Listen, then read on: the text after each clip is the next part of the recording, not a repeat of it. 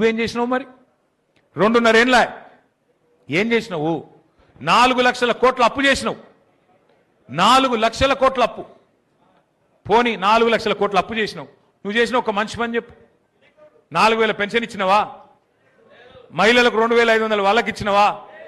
తులం బంగారం ఇచ్చినవా 5 లక్షల విద్యా భరోసా కార్డు అన్న ఇచ్చినవా 10వ తరగతి పాస్ అయితే 10,000 12వ తరగతి పాస్ అయితే 25,000 డిగ్రీ పాస్ అయితే 50,000 పోస్ట్ గ్రాడ్యుయేషన్ అయితే ₹1,00,000 ఒకళ్ళకి ఇచ్చినవా మరి ఏం చేసినావు రైతు బంధు బంద్ అయింది రాహుల్ బంధు మాత్రం జోరుగా నడుస్తుంది ఈయన రెగ్యులర్ సీఎం కాదు రెన్యువల్ సీఎం నెల రెన్యువల్ కావాలంటే ఆడ పైసలు పెట్టాలి లేకపోతే నడవదు నేను షబ్బీర్ అలీ సాబ్ చెప్పిండు పాపం షబ్బీర్ అలీ సాబ్ నిన్న నిజాయితీగా చెప్పిండు ఏమన్నాడు పైసలు తీసుకొని కాంగ్రెస్ లో ఆయన అన్ని అమ్ముకుంటారు అని చెప్పిండు వాస్తవం ఆ రోజు కోమటిరెడ్డి వెంకటరెడ్డి గారు చెప్పిండు 50 కోట్లకు పీసీసీ అధ్యక్ష పదవి అమ్ముకున్నారని మరి ఇప్పుడు ముఖ్యమంత్రి పదవి కూడా అమ్ముకున్నారు కాబట్టి రాహుల్ గాంధీ కూడా ఏమి చేయలేని అశక్తతలో ఉన్నాడు మీనాక్షి నటరాజన్ గారు సిన్సియర్ లీడర్ ఆమె పాపం ఆమెకి ఇక్కడ ఇన్ఛార్జ్ ఉంటే రేవంత్ రెడ్డితో ఏదో మొత్తానికి ఏదో పంచాయతీ పడ్డది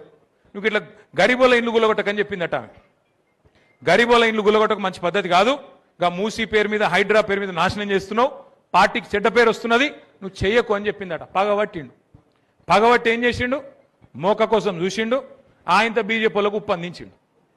ఉప్పందించిండు ఆమె నామినేషన్ కూడా ఎగరగొట్టిండు ఆమె మీద దొంగ కేసు పెట్టి ఆ కేసు ఆయనతో వాళ్ళకు ఉప్పందించి ఆమె నామినేషన్ ఎగిరిపోయేటట్టు చేసిండు గిసొంటోడు సొంత పార్టీలకే న్యాయం చేయనోడు రాష్ట్రానికి న్యాయం చేస్తాడా